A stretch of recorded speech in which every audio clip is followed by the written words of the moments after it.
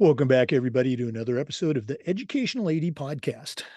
We'll be right back with today's guest, but as always, we want to give a shout out to our sponsors. Now, don't hit that fast forward button. These are all companies that I used as an athletic director, and they're great companies. You should be using them too. So take the next 3 minutes. We're going to do our shout outs right now, and then visit these sponsors. Here we go.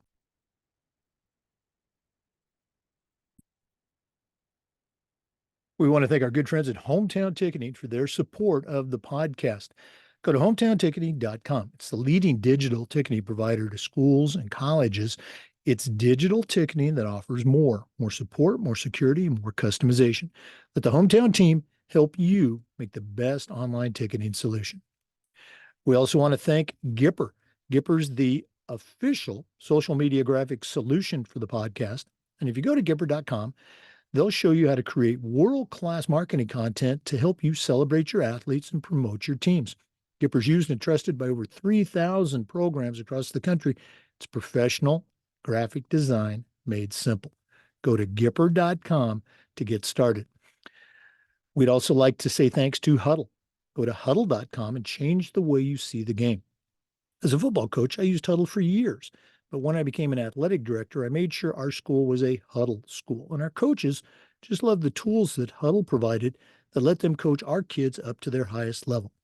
Go to Huddle.com, join the 8 million users, and turn your school into a Huddle school. We also want to thank Snap Raise. Have you ever spent weeks and weeks with a fundraiser and then got little, if any, return? Stop right here. Go to snapraise.com. Hands down, the best online fundraising platform. We used it at our school. Tremendous success. Coaches loved it. Parents loved it. It works. Go to snapraise.com. You can check out their other platforms too, but SnapRaise is the best online fundraiser. Check it out today. We also want to thank Home Campus, the official and exclusive high school and state association management platform. It's also your one-stop for things like scheduling, student athlete eligibility and clearance, communicating with parents, coaches, uploading rosters. Everything you do as an AD, Home Campus is going to help you do it easier. Go to homecampus.com. That's it. Go to homecampus.com to get started. We want to say thanks to Vital Signs Wall of Fame for their support. They're on a mission to bring your school's legacy to life. If you're looking for a really cool way to display your school record boards or your school's Hall of Fame, go to vitalsignswalloffame.com and check out those interactive touchscreen video consoles. Okay, that's vitalsignswalloffame.com. Make sure you visit them today. We want to thank Sideline Interactive, indoor score tables and video boards for their support. Go to sidelineinteractive.com and schedule a live web demo. See their scoreboards and their score tables in action. Their products not only generate income for your department, they also create the ultimate game day experience for your student athletes. That's sidelineinteractive.com. We also want to say thanks to Athletic Surveys by LifeTrack. If you've never used a survey to take the pulse of your parents and your student athletes, you're really missing out. Athletic directors already hear back from the complainers. Athletic Surveys will connect you to that group, but they're also going to connect you to the 98% of your stakeholders that support your program. And the positive feedback that you get is a tremendously valuable tool to have when you're talking with that frustrated parent or your principal or your school board. Go to athleticsurveys.com. Let them help you take your athletic program from good to great. Hey, welcome back, everybody, to another episode of the Educational AD Podcast. We're getting to visit today with one of our great podcast partners, WeCOACH, and our guest is Marci Kornegay. She's a longtime college coach, but now she is the Director of Leadership Programs and Events for WeCOACH. And we're going to hear all about WeCOACH, but let's welcome our guest. Marci, welcome to the Educational AD Podcast. Thanks, Jake. It's so good to be with you today. Appreciate it. Well, we've enjoyed our partnership with WeCOACH these last couple of years, helping promote all the great things that you do in education and development for coaches. But we always like to let our listeners have a chance to get to know our guests a little bit. So Give us that quick bio, where you were born, where you went to high school. Maybe take us up to your own college years, and then we'll take a break. But what's the Marci Kornegay story? The Marci Kornegay story. It feels like a country story sometimes, the good old country song. I grew up in small town girl in a small town world, small town boys and all the other things. But really, it was an opportunity for me to, just discover myself in a small town. And then eventually we moved to Savannah, Georgia, which was, big lights and everything else. But I grew up playing all the sports, just like many of your other guests that you've had on the show. And, I was picking up all kinds of different balls and rackets and gloves, and eventually found myself a sawed-off 2-iron. And I was told by my father at the time, he said, "You know what, Mars, you learn to hit this 2-iron, you can have a full set of clubs, and then we'll go out to the golf course and you can go out and play a real course." So I took that sawed off 2-iron. And for the golfers out there, I was also told by my dad, he's like, "You learn how to hit this, and you're doing pretty good, because even God can't hit a 2-iron." That's right. And by God, I went out there and I learned how to hit a 2-iron. That was the very first club I learned how to hit. I could tee it up. I went out there, I chased that ball around the backyard, and learned that all the boys growing up in my neighborhood, they played golf too. So it was an opportunity to get out there and do some father-daughter bonding time, and went out there and really caught on. It was something that came pretty naturally. Enjoyed it. It was fun. It was challenging. And I could just take this tight grip that I used to have in softball and just let it rip. And it was a lot of fun. And I think that I loved it so much because it was such a small sport growing up for me. It was there weren't girls golf teams. There weren't girls high school teams anywhere around. And, we were in a position where we'd have to go out and find teachers or coaches to, teach me the technical pieces of golf. But I did my best to just turn it into an athletic sport. And then I would utilize all the other sports to keep me in shape during the off season, like basketball and things like that. But I had no business playing basketball. I couldn't dribble. I couldn't shoot. I was just basically out there running sprints whenever I was out there, which is fine. But it took me in to do some really cool things. I played on the boys' high school teams, and just became one of them. And it made me tough, mentally tough, to go out there and realize that the game of golf was a lot more than a sport to me. It was an opportunity to do something for 4 to 5 hours at a time, where you just walk and you sort of be in your own mind, and really just enjoy being out in nature, which is something that I really, really enjoy doing. And I'll have to tell a couple of stories about some of my nature experiences. But I went on to play 4 years at the University of Mississippi. We rewrote the history books for the women's golf program, and since then I've been a proud alumni and supporter. And can say that the women's golf team has gone on to win a national championship just a few years ago in 2021. So that's been exciting as a proud alum. And when I graduated in 2001, we immediately knew, I knew that my summertime career of driving the beverage cart and hustling all the old guys at the country club, that was not going to support my lifestyle whatsoever. And so I knew I needed to hang that up and start focusing on something that was going to fill my cup, a long-term solution to finding, that purpose for giving back, and ultimately affecting the lives of young people. Well, we're going to go into that, but I want to go back to those high school days. Starting out, you mentioned that there wasn't like junior high golf or anything like that, and you played on the boys team. I was the athletic director at a couple of private schools here in Florida, and we had some very gifted girl golfers that we just didn't have enough to make a team, but absolutely, we had them on the boys team. And I I remember it from my perspective that it was, a very good, very fun relationship. What's your memory of those times playing on the boys team? My immediate memory is just trying to keep up with them and eat as much fast food as they were eating when we go on golf trips. But I think ultimately, aside from those high school experiences, I was so fortunate to have two parents that sacrificed so much for me be able to have that opportunity. Always try to, give them thanks for everything that they did to provide for me.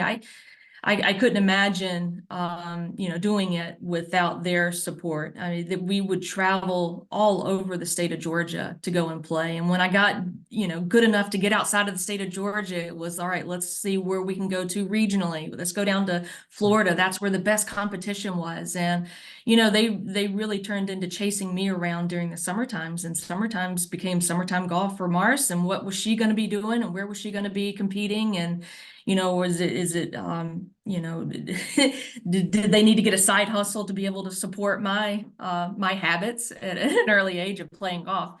And, and being able to have those opportunities, that's really what changed my trajectory in the golf industry. I was able to get noticed to go and get a scholarship to play at Ole Miss by playing in, some of the United States Golf Association junior girls events out on the West Coast, which was, that was foreign for a small town girl in Georgia to be able to fly out to, different parts of Arizona or California to go and play golf. And that was really special to be able to have that opportunity. Yeah, I'm going to guess there were several, but looking back at your high school, and maybe let's focus on your college career, playing Division I. Can you think of a moment or something that happened that at the time didn't seem like that big of a deal, but now looking back with perspective, you can say, hey, that was a key moment for me. Anything come to mind from your college days? Yeah, I think back on those days because it's fun, and now that we're adults and we can think back and have these wonderful memories. I think back on how important my teammates were, and how critical it was to have these relationships that, that spilled out of just the golf programs, but into the entire athletic department. And having best friends on the softball team, the basketball team, volleyball team, and all these things, it really brings athletes together to be able to have that camaraderie. And, looking back on those experiences, I wouldn't trade some of the social aspects of it for anything. And I think that is such a unique way to go and spend 4 or 5, sometimes even 6 years in a collegiate setting, is to be, a part of a program that is young, that is growing, is building. You get to create the culture. And, fortunately for me, I'm a very fun-loving person. I want to make sure that I'm having fun everywhere I go, bringing people into the mix, also, throwing in some of those like little tiny leadership lessons along the way. And, conflict is not my jam. And, any way that we can have a team that's going to be full of fun, full of experiences, full of support, that's what I wanted to be a part of. And being able to, work my way in as a team captain and have those leadership opportunities and work within our athletic department. Those are the types of memories. It wasn't necessarily about the golf scores, although, those were fun too, when you'd have those personal bests there. But I will admit, I've never said this out loud publicly on a podcast, Jake, but you're the first and your listeners are the first to hear. I have been playing golf my entire life, I don't know, they're almost 30 years. I've never had a hole-in-one. And I know people that have had hundreds of hole-in-ones, right? I've never had a hole-in-one. And that's why I swear that it's just all about luck. It's not skill. Well, if it makes you feel any better, and I'm not a golfer, I'm a guy that goes out maybe, well, when my son drags me out, he's a decent golfer, but I'll go out, let's say 10 times a year. A couple of years ago, I got a birdie and I was celebrating like it was, I just holed out St. Andrews. So, I've never had a hole in one either. So, our guest today is Marci Kornegay. She is a longtime college coach. We're going to hear about that in just a minute, but she is also the director of leadership programs and events for one of our great partners, WeCOACH. We're going to take our first break, but we're coming back some more. So please stay with us. This is the Educational AD Podcast. We want to say thank you to Hometown Ticketing for their support of the podcast. Hometown is the leading digital ticketing provider for schools and colleges.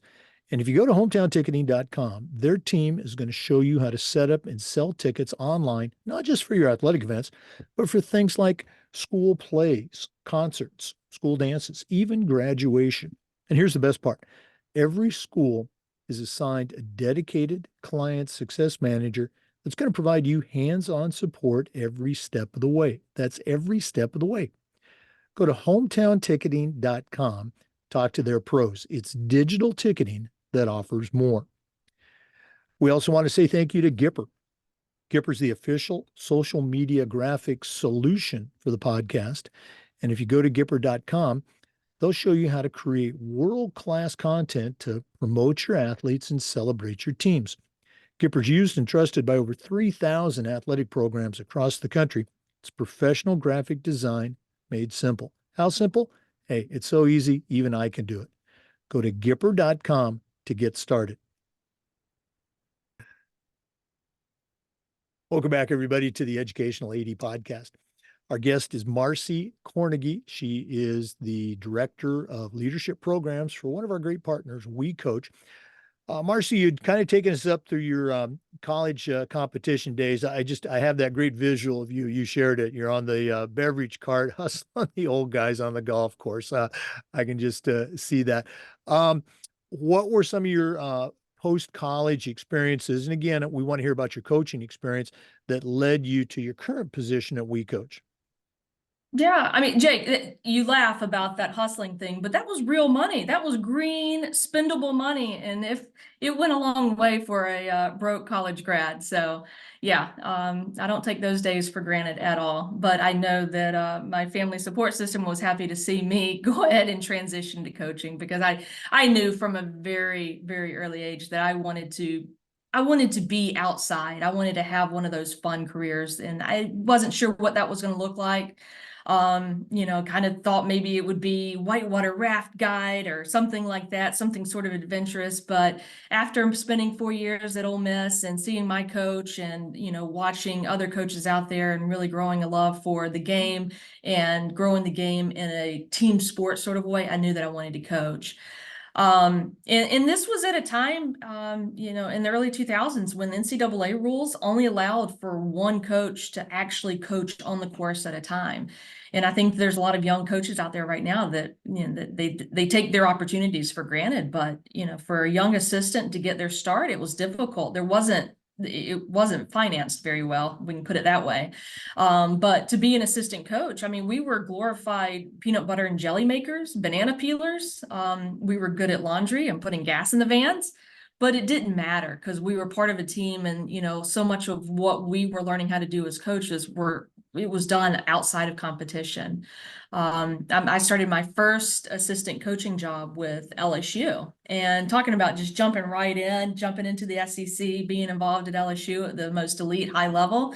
That was a great learning and growth experience for me. But at the same time, as a young assistant coach in the early 2000s, I didn't have that much on-course coaching experience. And I felt like I wanted to go and get that as soon as possible. So I quickly transitioned to a smaller school, Winthrop University in Rock Hill, South Carolina, and was the associate head coach for both the men's and the women's program. So that gave me an opportunity to basically be the head women's golf coach. And at the time, a lot of programs would cluster their coaches together in order to, elevate titles and give more opportunities to get more coaches into the door. So I had my experience there in Rock Hill at Winthrop to be able to do a lot of more on-course coaching.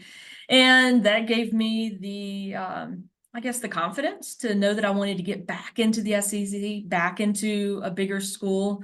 And quite honestly, I wanted to have the opportunity to get back into a school that had football games on the weekends and larger athletic departments and marching bands and things like that. So I went off to the University of South Carolina and was the assistant coach there. And at that point, the NCAA started reversing or I guess, immobilizing more opportunities for coaches to have more on-course experience. And we were able to have two coaches coaching at the same time.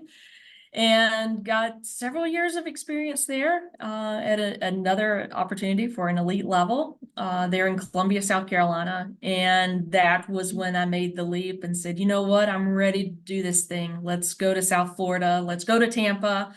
And I want to be a head coach. I want to do all the things that I've learned, over the course of several years as an assistant associate coach. And, I know that there's a lot of young coaches out there that are, they've spent their time in this role, and they're probably keeping a little black book I kept a little book of all the things that I saw my head coaches or people, other coaches do. And I was like, all right, this works. And I'd write it down. I was like, this is really good stuff, great content, great results. I'm going to do this when I'm a head coach. And then I would see things like, I will never do this. I would never say anything as an assistant coach and go against my head coach, but I would write it down and say, this does not work. It creates bad culture. Never going to make my team run the morning after the Super Bowl. Okay, just going to end up in bad results there.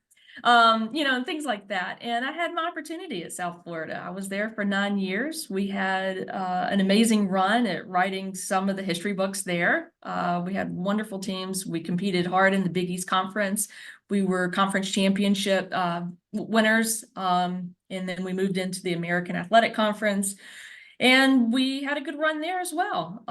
We had a program that had very high standards, high values when it comes to education. We graduated 100%.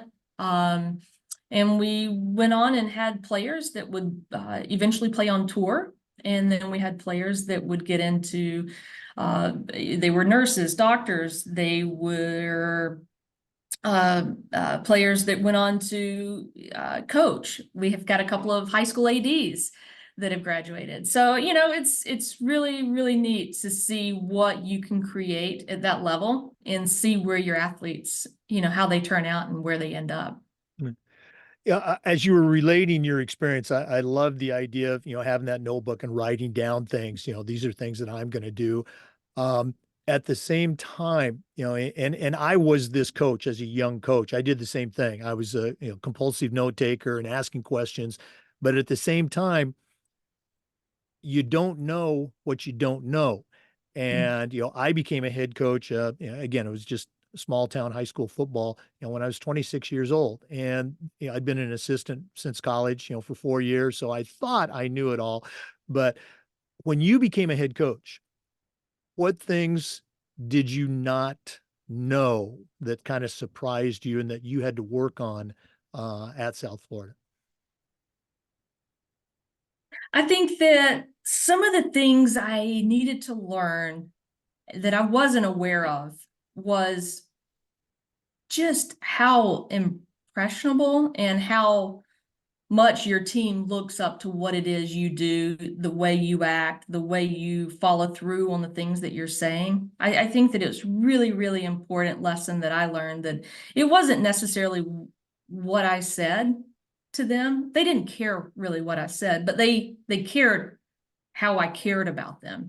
And they knew that I cared about them in a way that, I would drop anything and make sure that they were in a safe place, or that they were learning at their best ability, or that they were provided resources or opportunities to compete at the absolute best and highest level while they were competing at University of South Florida. And I think that, as coaches, we lose sight of that sometimes. It's not really at all. There's a quote, and I know you probably know it, and you can help me out here, Jake, but it's like, they don't know how much you know until they know how much you care, along those lines. We've all heard it and we all think about it, but I really feel that was one of the biggest lessons I could learn, because it motivated me to provide more opportunities. Golf is one of those unique things where we don't fundraise, for just one field of play or one court or one diamond or one dugout. We have the opportunity to go out into a community and build community relationships, and try to find as many different types of golf courses as possible. And being in the state of Florida, they're a dime a dozen. I mean, some are better than others, and some are a lot more willing to have you out there than others. And it was so important to learn that lesson too, is building relationships. It was critical in the success that we were going to have. Because we needed to get out on fast greens or slower greens, or, what golf courses that had more undulations or hills or whatever the case was. So it was really important to go out and make those relationships and bring the community into our program, and equally important to bring the program out into the community. No, you're absolutely right. And as you were, articulating that learning experience for you, that our minds were on that same track. The kids, whatever level, junior high, high school, college, they don't care how much you know until they know how much you care. It's a cliche, but it is so very true. Okay. Yeah. Thanks for sharing that. Once again, for our listeners, our guest today is Marci Kornegay. She is the Director of Leadership Programs at WeCOACH, and we're going to hear about that when we come back from our break. So please stay with us. This is the Educational AD Podcast.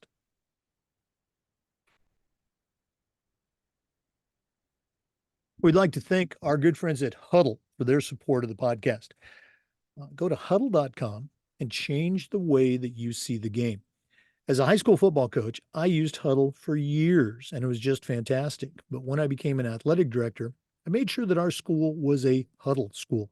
And our coaches just loved the tools that Huddle provided that let them coach our kids up to their highest level.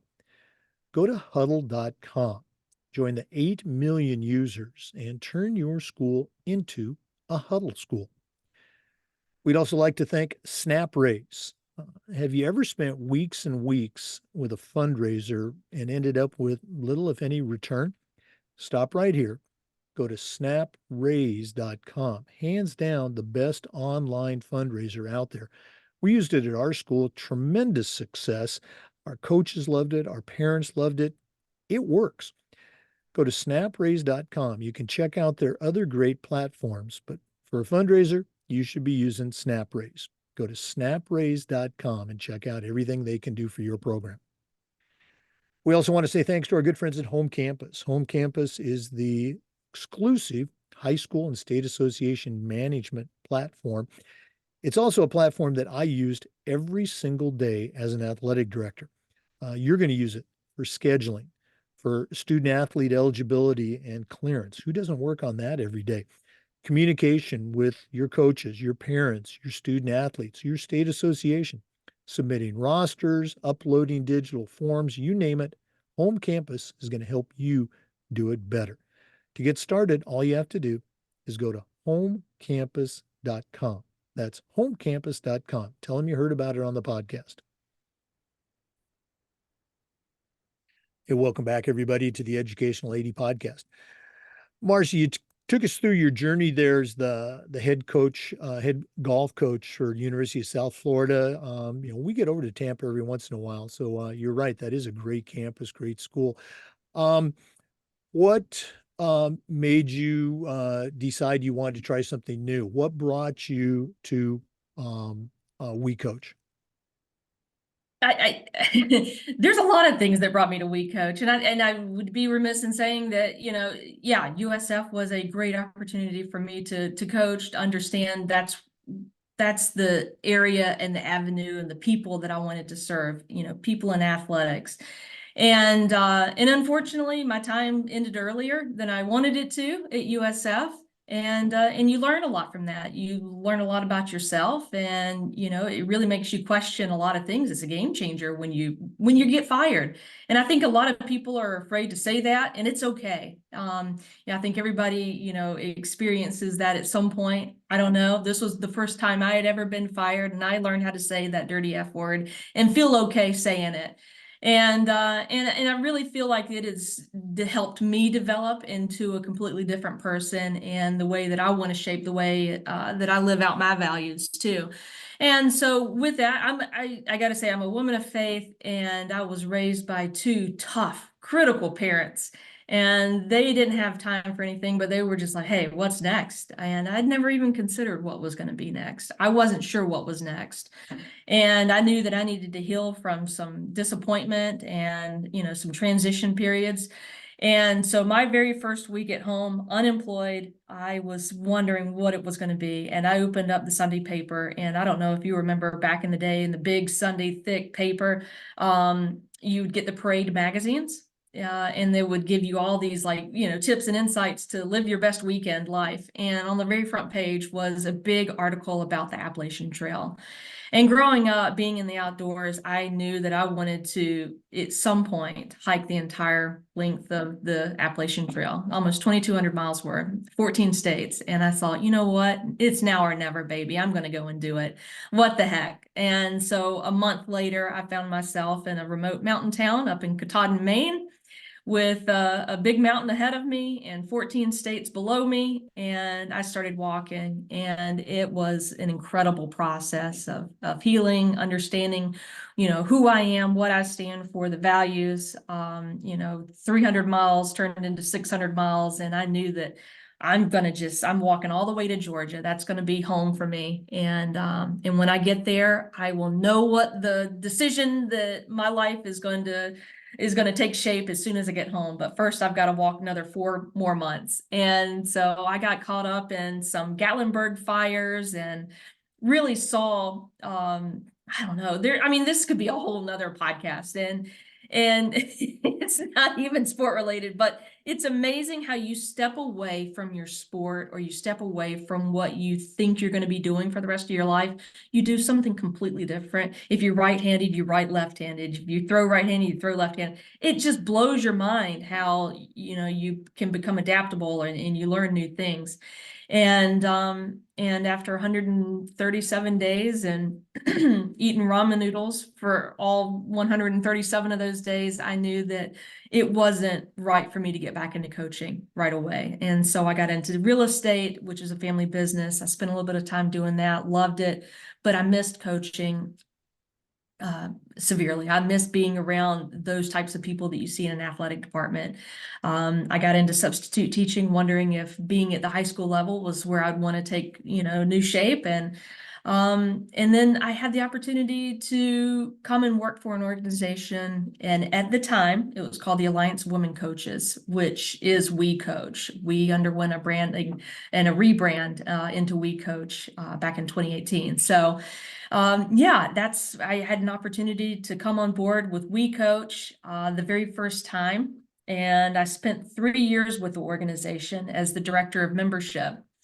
And it was incredible. As a former coach, I had attended our Women Coaches Academy back in 2011. So I was very familiar with the organization. I knew what they did. I knew where they stood. I knew that they supported women in coaching, and especially women like myself.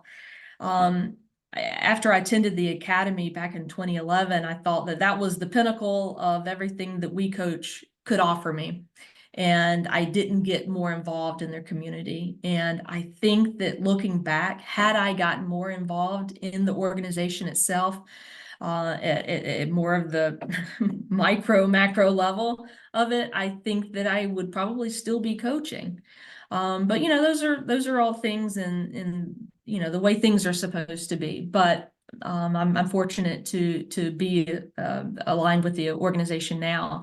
And so I spent 3 years with the organization, and we took on the concept of a membership community for women in coaching, all sports, all levels, to a place where coaches could participate in programming, virtual program. We created networking events. We held book clubs. We continued to put emphasis on our coaching academies. We created a high school coaching academy and created all these wonderful things. And at that time, we had right at about 2,000 members, and they were a pretty robust and eager community of like-minded women coaches, and they were excited to just jump on a Zoom and get to know each other. And, we survived and really doubled down during the pandemic, which was, that was a time for everybody that experienced, a little bit something different. But for us at WeCOACH, we really doubled down. We, tripled our programming opportunities. We were on Zoom nonstop, providing opportunities for coaches that were in a position to start learning more and really get in tune with, discovering who in their value sets to be better coaches, especially during this time. And so we did everything that we could to make sure that we were matching industry professionals to come in, educate, and facilitate. And after a few years doing that, it was time. I felt like I needed to step away from WeCOACH, and I did. I spent 3 years director of membership. We grew membership. We grew programming. I left and got another breath of fresh air. I'll be honest with you, Jake. I just needed to go back and hike again. That Appalachian Trail got me, and once you hike a long trail, you can't really stop it. Just that one. And so I had my sights set on hiking the Pacific Crest Trail. And that's where I went to Mexico to Canada in about 2,600 miles there. So I had my sights set on that, went out and hiked the PCT, did a couple of other national scenic trails, the Potomac Heritage Trail, from the Chesapeake Bay to Pittsburgh. And then I don't know, I hiked through Massachusetts, Connecticut, and then realized that I miss my people again, and I need to get back with WeCOACH. So this is WeCOACH round 2, and I'm back as the Director of Leadership Programs and Events. Boy, going back to your comments earlier about, when you left USF, when you get fired, again, it's a cliche, but it is so true. And, I'm proof of it. You're proof of it. There's two kinds of coaches, they say, those that have been fired and those that are going to get fired. And, you look at, most recently, a Bill Belichick, you can say anything you want to. Hey, I got fired. We're going in a different direction. No, you got fired. If it can happen to the greatest that ever coached, it can certainly happen to us. Boy, that Appalachian Trail, a very good friend of mine, athletic director, is from New York. We're about the same age. We worked together on committees. He did that same thing, hiked the Appalachian Trail. And it has absolutely zero appeal to me to do that. And so when I hear people like you that, boy, this was the greatest thing in the world and I just love it. I'm kind of jealous that you have found something, like that. I've got some things that I'm excited about too, but that hiking thing, my wife, we were in Yosemite and I think we had gone maybe 2.5 miles. I said, okay, nature, mountains, let's go back to the hotel. So what's your next challenge, after Appalachian Trail, after Pacific Crest Trail, what's next? Well, I think the professional answer is getting more women in coaching and keeping them there for a longer period of time. But the next personal adventure, all right, so there's this thing called the Triple Crown of hiking, and it's the Appalachian Trail, the Pacific Crest Trail, and the Continental Divide. So again, you're going from Mexico to Canada, but you're going by way of New Mexico, Arizona, Colorado, Wyoming, Montana. And once you do that, which is about 30, I think it's about 3,200 miles, then you have achieved the ultimate triple crown of hiking. And once I can say that I've done that, then I think I will be satisfied from a hiking standpoint. But I will say there are 11 national scenic trails in the United States, and I'm about halfway there. So the athlete in me thinks, why not go ahead and get the rest of them? So I don't know. Sky's the limit. Who knows?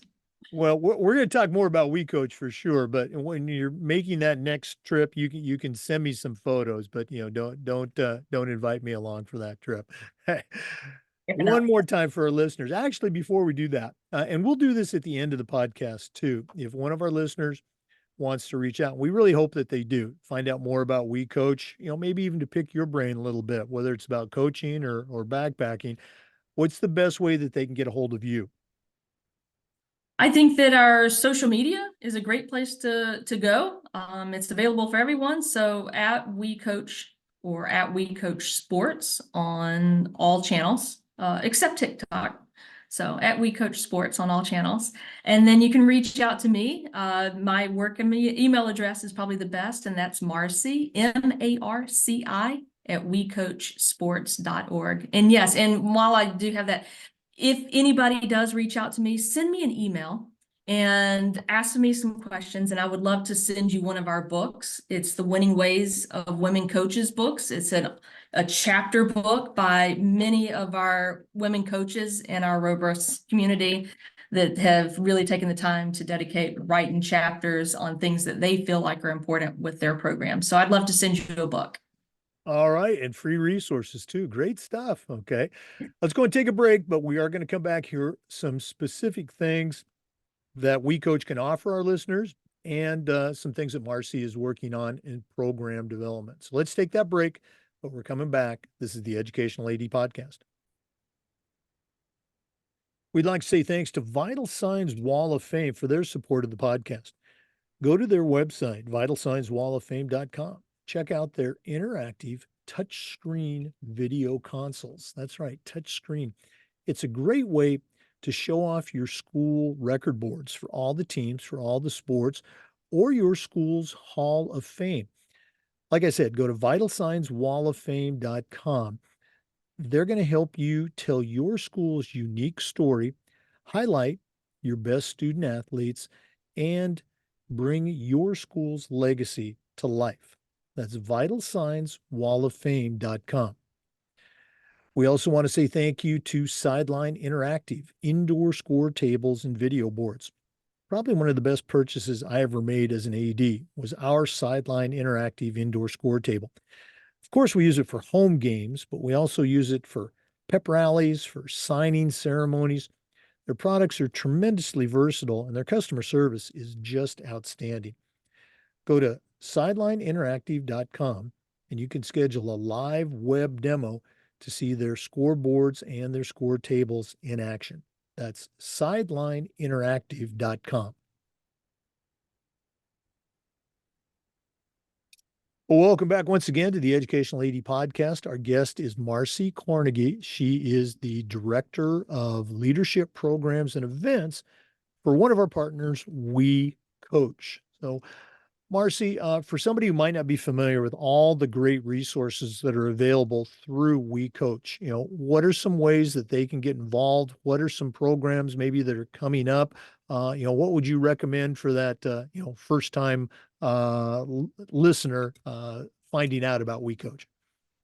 Yeah, so first of all, I think it's really important to understand what our mission is, and then you can it's a little bit easier to follow some of the things that we are able to provide our coaches. But we are a one-of-a-kind nonprofit membership organization. We're dedicated to the recruiting, the advancement, and retention of women in coaching. This is at all sports and at all levels, and we provide year-round professional growth and leadership development programs for women coaches.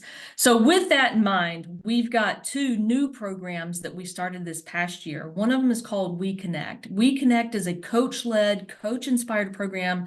It brings coaches together in huddle groups, small huddle groups, to engage in powerful peer-to-peer learning opportunities. This is where they can have meaningful networking connections and be a part of a small support group. And we've got 5 huddle groups right now, and that is timely issues for college coaches, timely issues for youth, club, high school, middle school coaches. We have a huddle group called Women of Color Amplified. We've got a Moms in Coaching group. And then we've also got a group called Inclusive Cultures that focuses on DEI AB, with DEI, accessibility, belonging type topics that can be had. And so I think that's really critical piece, and it's sort of a cherry on top with all of our other professional programming that we offer for specific demographics in our group, because this is more of the conversation piece. The other program that we added this past year is called We Elevate, which was a program that was inspired by leadership at the ACC and Pac-12, who wanted specialized educational programming for assistant coaches who were seeking to make the next step to be a head coach. And so we have been really diligent in making sure that we provide speakers and industry professionals that can appeal to them specifically.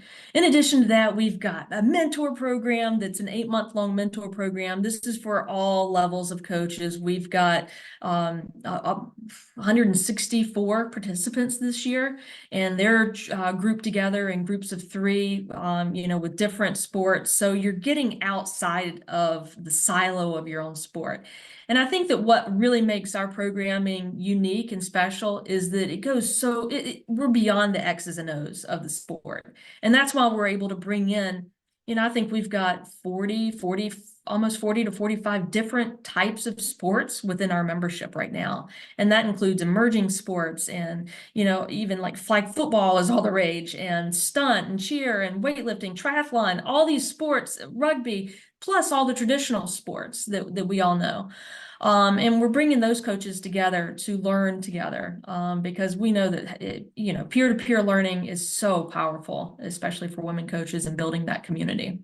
And Jay, we're also we're adding programs every day, every week to our events page. And as a matter of fact, we've got several events coming up at the end of February. One of them is our Catch a Vision for aspiring young women in coaching. So this goes to student athletes who might want to be a coach. This is even young, young potential coaches at the high school level who might want to coach their club teams and things like that. So that's something to keep an eye on. That's available for everyone. And we're currently prepping for our 53rd class of the NCAA Women Coaches Academy that we hold every year out in Denver. And that's going to be an exciting time as well. As you were sharing, you mentioned a couple times about, connecting and providing connections with coaches, helping those assistant coaches who aspire to be head coaches. In our profession, we talk about the importance of networking, for young ADs and young coaches to build their network. What are some examples that you've seen in your career, either with WeCOACH or before, where building those connections and building that network has helped someone in their career path? Anything come to mind? Yeah, I think immediately building the connections, especially as coaches, building those connections with your administration, but not the wave in the hall kind of way, or, things like that. It's going deeper. It's learning the values of your administration, and hopefully you're in a place where those ideally align, or hopefully you wouldn't have taken the job, or, maybe you've got to learn new administration coming in and really learning their values and create a path for yourself through networking where you become so valuable in your department or within your community. And I think some of the examples that immediately come to mind for me are, are you that coach that's the community engagement person? Are you the driver of that? Are you a quiet leadership guru, or are you sitting in with other coaches, giving them the pep talk? And I think that being able to network and bring people into your programs and then go out into the community and have the community be a part of it as well. I also think that it's our responsibility as coaches to make sure that our student athletes have an opportunity to network as well. It's not just about you, but you are providing opportunities for them. And, that was one thing that I felt was very important at USF, was bringing in key leaders in our community, key, really strong women leaders, so that they could see women at the top of their profession and bring them in, for especially people that were in engineering. I brought in an engineer and she was incredible, and being able to, have them play golf with us. There's just so many different ways that we can connect and network and mentor. And those are all things that are very passionate to me. Well, again, this has been so great spending some time with you and letting you share with our listeners more about WeCOACH. But we're not done yet. We always wrap up with what we call the athletic director's toolbox. You certainly know your way around the world of athletics, but we're going to take our final break here from Athletic Surveys, who sponsor this segment. When we come back, I'm going to ask you to send out a brand new athletic director, a brand new coach, on the very first job, but I'm only going to let you put 3 items in their toolbox. So let's take that last break. And when we come back, we're going to hear what Marci Kornegay is going to put into her new athletic director / new coach toolbox. Please stay with us. We want to thank Athletic Surveys for sponsoring the toolbox segment of our podcast.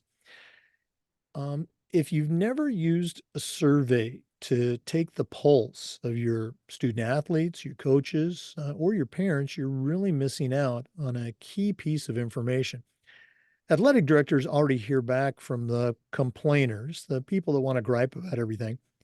Well, athletic surveys will connect you to that group, but they're also going to connect you to the 98% of your stakeholders who support your program and they're having a great time. And that data is so valuable when you're meeting with a frustrated parent or maybe your principal or even your school board. Go to athleticsurveys.com. They're going to create a custom survey that, like I said, will help you take the pulse of everyone in your program. That's athleticsurveys.com. Well, it's that time of the podcast. Once again, we've been visiting with Marci Kornegay. She is the Director of Leadership Programs and Events for WeCOACH. Longtime college coach, certainly knows her way around the world of athletics. But right now, I'm going to challenge her to send out a brand new leader on their very first job. So, Marci, what 3 items are going to go into your new athletic director toolbox? All right, stay with me on this one. I'll get back to my point. I promise it'll be quick, but I'm thinking maybe some sort of a mirror, because they need to be able to check themselves and look in the mirror. Not only just because you need to make sure that you're ready for the job and you're all dressed up and looking good, nothing's in your teeth, but you need to go back and look at what you are doing and what your goals are. Coaches really quickly, they have a tendency to pour so much of themselves into the profession. They're developing young people and technical skill and the culture, the right versus the wrong, the collegiate level. They're teaching professionalism and the value of money and the value of loyalty, and to be able to check ourselves in the mirror, because it's so important for us to ask for that feedback back from our coaches, not only in what we expect from the coaches, but what do the coaches in turn expect from the administration. I think that it's really important for you to go as an AD and ask your young coaches, particularly your women coaches,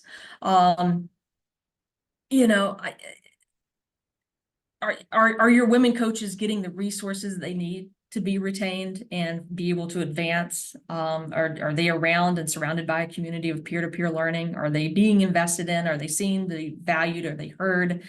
And giving them a space where they can develop professionally outside of the X's and O's. And we'll get back to that, because I think that might be an additional tool that I might want to turn into the toolbox. I think the second one is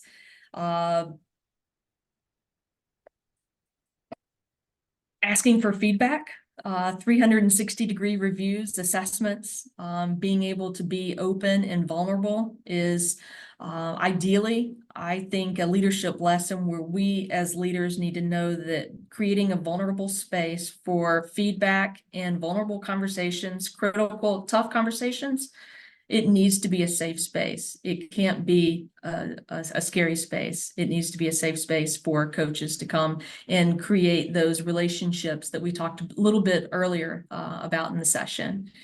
And then I think the third and easy tool is, well, obviously sunscreen. You need to pack sunscreen for many reasons, but you need to have fun and be curious. So whatever it is that you can put in your pocket as a reminder to have fun and be curious, if it's pictures of your family, your kids, if it's a picture of your dog, if it's a little coin that just reminds you of something, to make sure that whatever it is you're doing and grinding on a daily basis is fun and enjoyable.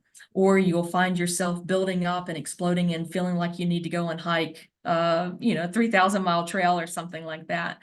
And then, of course, I told you I was going to come back to number one. In addition to the mirror, and you're providing these resources for your women coaches, make sure that you are checking out WeCoachSports.org, because we've got those tools for women coaches. It is a organization that allows women coaches to cross-connect. It's an automatic opportunity to network, receive tools and resources that will help with professional development. You don't want women in your department who are burned out, who are seeking other opportunities, who want to quit coaching altogether because they don't feel like they can make it work. We provide that type of support for them. And we also want you to be a part of it too. For our male ADs, male coaches, we need you equally. We need male allies in the industry, and that's what's going to make the world go round. There are are tools and resources out there to learn more about how you can be better allies for women coaches. And I think that if we can together change the narrative and get more women in coaching, keeping them there longer, then it's going to provide a much better playing opportunity and playing field for our younger generation growing up. Well, I love all your tools. Of course, the one about having fun. I mean, we're in sports, we're in athletics. I mean, that's fun. So thanks for mentioning that. And your last one, particularly, and again, our profession is male dominated as far as numbers. Um, Talking to those male ADs as allies. Athletic directors want to help their coaches. They want to provide professional development opportunities, but a lot of times, between their teaching, scheduling, budgets, buses, you name it, they don't get a chance to do that. Well, here's a great resource, WeCOACH, um, as an AD, pay for that membership for your women coaches. It's going to help them. You hired them. Let's keep them on the job. Help them become better at what they do and be that ally for not just the coaches, but for all the kids that those coaches coach. Marci, one more time, if one of our listeners wants to find out more, you don't need to find out more, but if you want to find out more, if they want to sign up and become an ally for WeCOACH, how do they do that? Yeah, we've got many membership opportunities and options, especially at the youth and high school level. I'd encourage you to just check out the website, go online at wecoachsports.org, wecoachsports.org. You can learn more about that, learn more about our programs. More than welcome to send an email. We've got, you can send an email from our website even. And then another tool, if you are still a little bit curious about the impact that we do have on our community, is that we've got an annual impact report coming out really soon. By the end of this month, it will be out for public consumption. I encourage you to go and thumb through that. There will be a lot of staggering numbers and a lot of, I think, eye-opening opportunities where you can see the impact that we make with women coaches. All right, Really very cool. Yeah, I didn't mention this, but for our listeners, we're recording this on Valentine's Day, so it's going to be very timely by the time you're listening to it. Happy Valentine's Day to everybody. Marci, thanks again for spending some time with our listeners, and thanks for all the great things that you and the whole WeCOACH team provide. We thank you for the opportunity. We all light up at Team WeCOACH about the opportunity to serve women coaches. So it's truly our mission and what we live for. Okay. And if you are, a member of WeCOACH and you'd like to share your story on the Educational AD podcast, part of our partnership with the WeCOACH is we'll fast track interviews for those WeCOACH members. So shoot us an email, reach out, and we'll let you tell your story and brag a little bit about your school. For all of our listeners, we appreciate your support. And just a reminder, we upload the Zoom recordings of these interviews to the Educational AD podcast YouTube channel. Come back just about every day for new content on the Educational AD podcast, and make sure you visit WeCOACH. Thanks for listening. We'll see you next time.